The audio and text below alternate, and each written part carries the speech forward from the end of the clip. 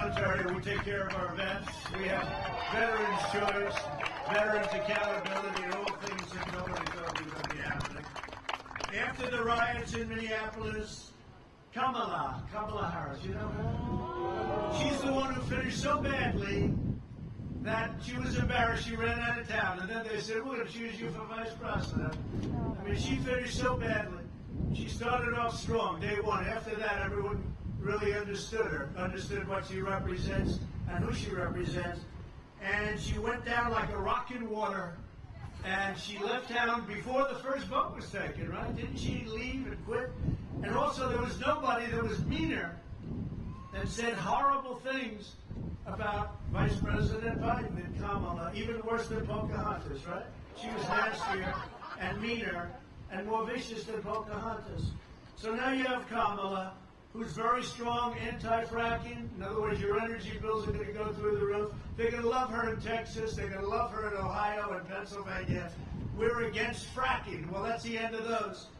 I said before, George Washington could be running for office. If he's anti-fracking, anti-guns, and anti-religion, he's going to have a hard time. He's going to have a hard time in your state, too, because you feel the same way we do. But Kamala Harris encouraged Americans to donate to the so-called Minnesota Freedom Fund. You know what that is? Which bailed out the rioters, looters, assaulters, and anarchists from jail. And Biden's staff did the same thing. They donated a lot of their money to get them out of jail so that everyone was right back on the streets. Think of that. This is what is running for office. This is what we're competing against. And the primary competitor, Joe, he's in his basement. He just doesn't come out. They don't ask him questions. I said, I wish somebody, they asked him a couple about 2 months ago. It was like, hey, hi, are you enjoying your run? Yes. Oh, okay, good. That was the question. Are you enjoying it? They don't ask me those questions. I have people, they have fire coming out of their eyes.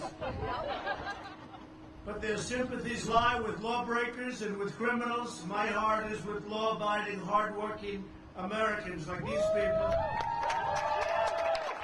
And my heart's also with the great men and women of law enforcement who are treated very badly.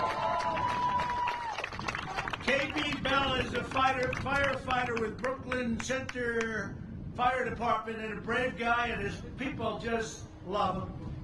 With his wife, Twana, they have 4 children. He devoted his life savings to building a sports bar and fought so hard to get it built. He was so proud of it. It was up. It was successful.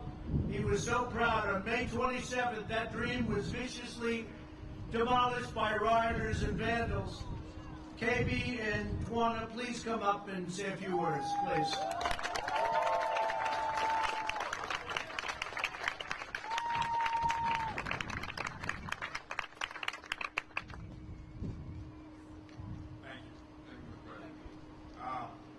My name is KB Bala. I'm a firefighter, also a businessman. This is my wife, Twana Bala.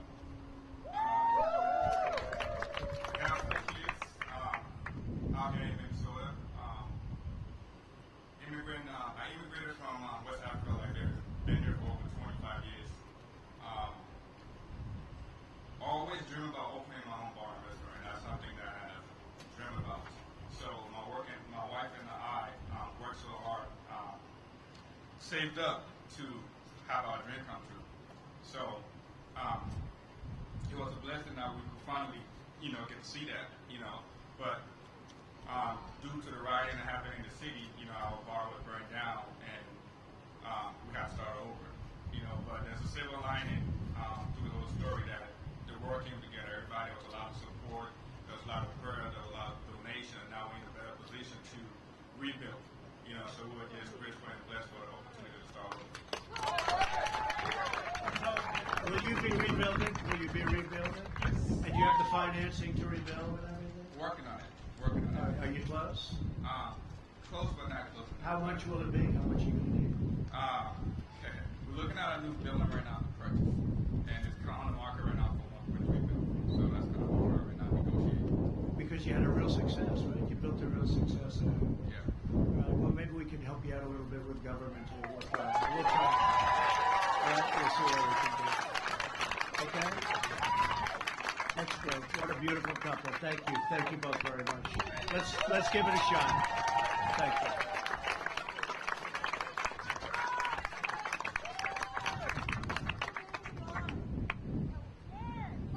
AKB, who wants to know the name of the bar? Go ahead. Because the bikers over there, they'll be there, like, even if it's... KB, even if it's burned down, they'll be there tonight, right? It's called Scores Sports Bar. Scores Bar. Okay? Okay, thank you. That's great. We'll work on that. Jim Stage owns Lloyd's Pharmacy in St. Paul. A lot of people know Lloyd's, which has operated in the same building for more than 100 years until it was set ablaze and burned by the anarchists. They're anarchists. Everyone says, oh, don't use that term. Don't use that term. Radical left. I'll go radical left anarchists. Okay, if you don't mind. Until it was set ablaze. It was burned down to the ground viciously. I saw it on television burning. I said, what a shame. Jim, please come up and say a few words, please.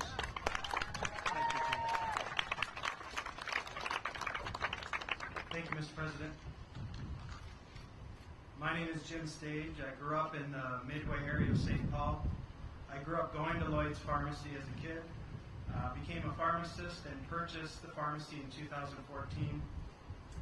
And as Mr. President said, on the night of May 28th, my pharmacy was looted for 5 hours, and then it was burned to the ground that evening.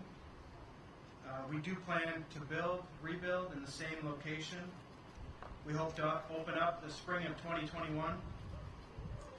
Since the building was destroyed, because we were a pharmacy, we had to triage the patients out of another location, Setzer Pharmacy in Roseville, for 6 weeks.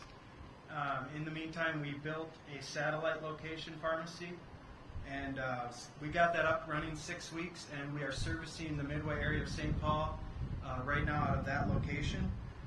We continue to service that neighborhood now and will until we get the new building rebuilt. I appreciate the leadership, Mr. President, and the government leaders for anything they can do to uphold law and order in the neighborhood, in the community, so my customers, my employees will feel safe to work and to be about in that city. So thank you, Mr. President, for fighting for law and order in the American cities, and we ask that other politicians rise to the same challenge of protecting our businesses and our neighborhoods. That's what we need. Thank you, Mr. President. Jim, so you own the land. Are you rebuilding the store, the pharmacy? Yes, sir. So you're rebuilding it. Has it started already? The debris has been removed. We haven't broke ground yet. We're hopeful to late August, early September. Is the city at all working with you? Are they helping? Yeah, there's been a little bit of hiccup with the debris because of No, I guess they want you to pay your taxes before they remove the debris. Yeah, there was a little bit of that. Yeah, there was more on that in Minneapolis, but in St. Paul, the city of St. Paul worked a little bit better with us on that. All right. Whatever we can do, we're going to help too. Okay? Thank you, Mr. President. Thank you, Jim. Jamarcus Merger's auto repair shop was looted, burned, and completely destroyed. Then the city of Minneapolis told him he had to pay property taxes before they would clear away the rubble. Same thing, Jim, right? Same thing as you have. Jamarcus, if you could come up and say a few words as to what you're going to be doing, and we'll see if we can help too. Thank you. Thank you. Thank you, Mr. President. Hi, everyone. My name is Jamarcus Merger. I moved to Minnesota from Ethiopia 15 years ago.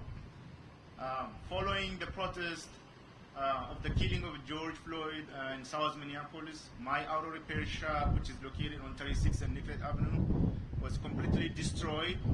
The contents and customer vehicles and my own tow truck is completely gone. I'm here to build a new life and pursue American dream. And I'm here today to say no to this kind of action. Nobody should not be through this, and this should not be happen to anyone. And when there is a law in order, so thank you, Mr. President, for being here for us and for the others. Thank you very much. Well, thank you very much, and good luck with it. Good luck. You feel confident about the future? Yes, we already cleaning. We are already cleaning up and start rebuilding it. It might take time. This is the only way myself and my two little ones live from. I'm strong. I'm here to fight and to stand up again. That's great. Thank you. Great. We'll be with you too. And I think we have one of our stars. Is that Kaylee over there? Is that Kaylee? Oh, Kaylee, come here.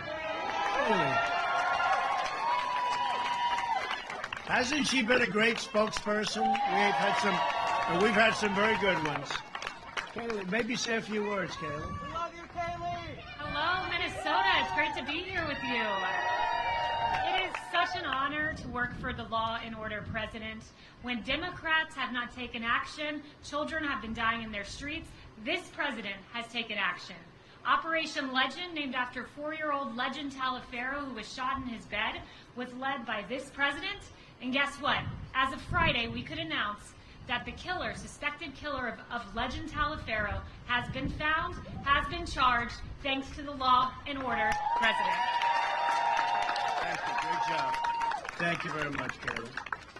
John Wolf owns the Chicago liquor store. It's called Lake Liquor, and he had a tremendous business, which has been on the same corner, John, I think since 1972, right? 1972. His business was looted and set on fire, causing over $1 million in damage.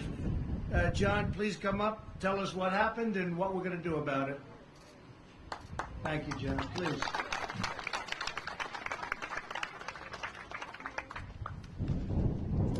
President Trump, welcome to Minneapolis, and thank you so much for coming.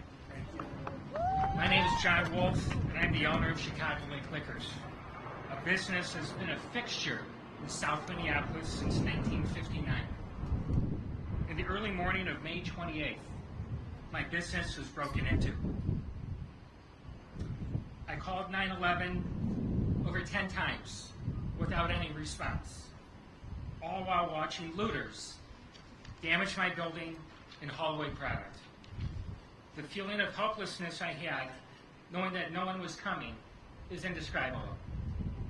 I faced 3 nights of looting, 6 fires, 3 feet of standing water, over $1 million worth of stolen and damaged product.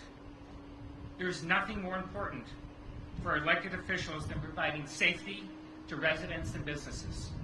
Without that, nothing else works. We are currently experiencing real problems that have real consequences, and we need real leaders that make tough decisions. Politicians can't bury their heads and hope these issues go away. They won't. This isn't a social studies experiment. This is real life with real people. Action should have consequences.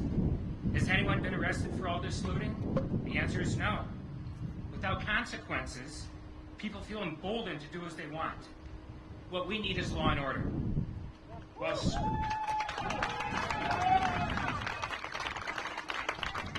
city leaders discuss reimagining the police department, Minneapolis still needs law enforcement.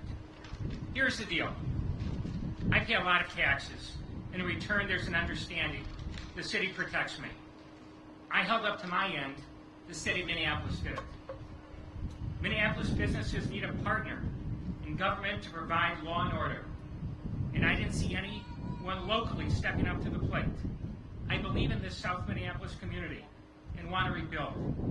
But I need help. And I know, Mr. President, you can be that partner of mine. Again, thanks, and I so appreciate you coming. Thank you very much. Would you like to say something? Go ahead, please. My name is Kathy Wolf. I'm John's wife. Thank you, Mr. President, for coming today. Thank you, Kathy. As a wife of a businessman, you endure the long hours, sacrifice family time and holidays, ride the waves of up and downs of employee and financial fluctuations, but never do you think you'd have to deal with complete destruction and looting of your business. The first night of the riots, I watched with tears in my eyes my husband watch his business, his hard work, his pride and joy be destroyed in our kitchen via the cameras in and around the store. At that moment, I understood the term weak in the knees, and it continued for 3 more days. We need law and order. We need leaders who want law and order. We need our police. And again, I want to thank you, Mr. President, for being here. You work tirelessly for America. I pray for you, applaud you, and I cheer for you every single day. I appreciate it. Thank you. So, Kathy, let me ask you, when you say long hours, he would be there long when the business was operating. He'd get home very late, leave Yes. very early. It was all work, right? Holidays, too. And then one day he saw these, what would you want to call them? Let's be nice. Let's be nice. Criminals. Anarchists. Yeah, criminals. Let's be nice. Criminals. We'll call them criminals. That's a nice word. But you saw this, and you saw this on television happening. We watched it in our kitchen with our children and cried. So, do you think you'll be able to rebuild on the existing site? Is it your land, or how does that work? Yes, I've had the land for 20 years. So it's yours. You have the land. Right? I am. I want to be the leader in the community. I'm going to rebuild. We need help. We need help from the city. We need help from... You have somebody good going to run for mayor and going to run for governor? You know, because when we called out the National Guard that stopped it, did you see that scene? But they should have called them out. You know, it's up to local to call them. But the National Guard came. It was all quelled in like 2 minutes. Remember that? They lined up and they started, and we weren't politically correct. It was tear gas and it was whatever. You know, now they don't want you to use tear gas or pepper spray or anything. They want the police and law enforcement to really get hurt, if you think. But they lined up, and from the minute you saw the first, the second, the third, they came in buses in a wave, and there were 4 deep, 5 deep, and they just walked like there was nothing to it, like a knife cutting through butter, and it was all over. That was it. They should have done it. They should have called us a lot sooner. We wanted to go. You know, we have to get called by them. Otherwise, we have to do a very special act, and that's a big deal. But I wish they did. So you still have faith in the community. I do. I have faith in the residents. I have faith in the other businesses. But we need help. I mean, it's an ecosystem where residents need a place safe to live. Businesses need to be protected. Visitors need to feel comfortable. But with that, we need the local government to protect all of us. And that didn't happen. If the National Guard would have been brought in 48 hours earlier, things would have been different. And if this wasn't a time to bring them in, when is the time? Well, there was no better scene than watching the National Guard on that street, and that was a street loaded up with bad people. And they just started moving forward, and they never moved an inch backward, did they? I'll never forget that scene. I said, why didn't they do that 5 days sooner? Because they could have. We were calling, call up the National Guard. We don't need them. Really, your police just ran down the street. And by the way, you have very good police, but they told not to do anything. It's not the police. Your police are great, but it's that they weren't allowed to do what they're supposed to be doing. You know, we just got the endorsement of the New York City Police Association, which is amazing. All over Texas, all over Florida, all over everywhere. Ohio, we have the endorsement of the police groups. I don't know, I would say 100%. Perhaps there's something, I don't know, maybe there's a little group that we don't know about. But all they had to do is be there a little bit sooner. And we were calling saying, call up the National Guard. But they didn't want to do it. I don't know if it's pride or stupidity. It's one or the other, maybe both. Maybe both. So we'll give you a hand, okay? We're gonna see what we can do. And great job. You did a much better job than he did. Great job. Thank you, John. Thank you, guys. I also want to thank a couple of groups I see here, the Bikers for Trump. And these guys are amazing. They ride those big bikes, and they're on the highways all over the country. They have helicopter shots of you guys riding along, thousands and thousands of them down the highway. I wonder what happens with the guys innocently driving down a highway, and then he sees guys like you driving it a little bit faster, and he's looking, and they don't stop. They just keep coming by the hundreds. So I want to thank Bikers for Trump. You guys are fantastic. Yeah, you guys are fantastic. Got a lot of friends. They come over to the White House. And the others, voters for Trump. This just started. It started with one great gentleman. He had a boat, and they didn't want him to put up a little sign on his lawn that said, Trump Pence, right? Little sign. He said, I'll put it on my boat. He put it on the side of his boat. And all of a sudden, they had thousands of boats. And then really what happened, it developed all over the country. Where there's a lake, a river, or an ocean, you got thousands of them every weekend. And they just broke the record, supposedly, in the Guinness Book of Records for the most votes.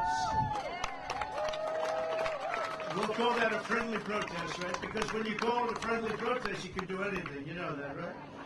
They do that. You can't go to church, you can't do anything, but if you're protesting, that's okay. So we call it, everything should be a protest. Maybe the churches should call themselves protesting. If they protest, they can open up their church. That's the governors on the left. That's the Democrats.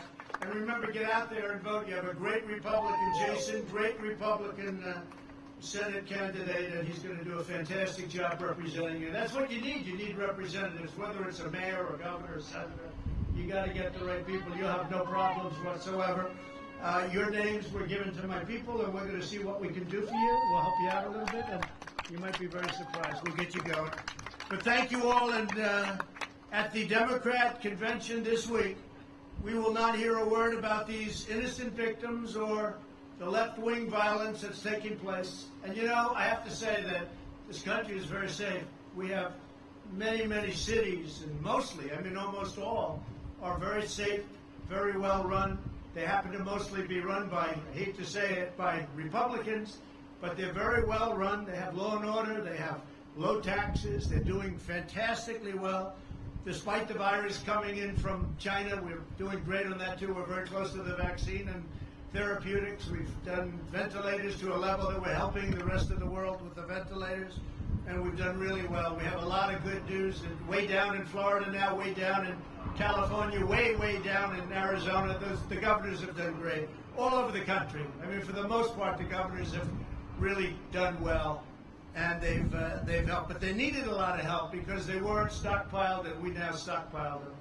And you'll see, it's a lot of good things are happening. It's going away, but we're also going to have vaccines very soon, and very soon we're going to have therapeutics, which to me is even more important.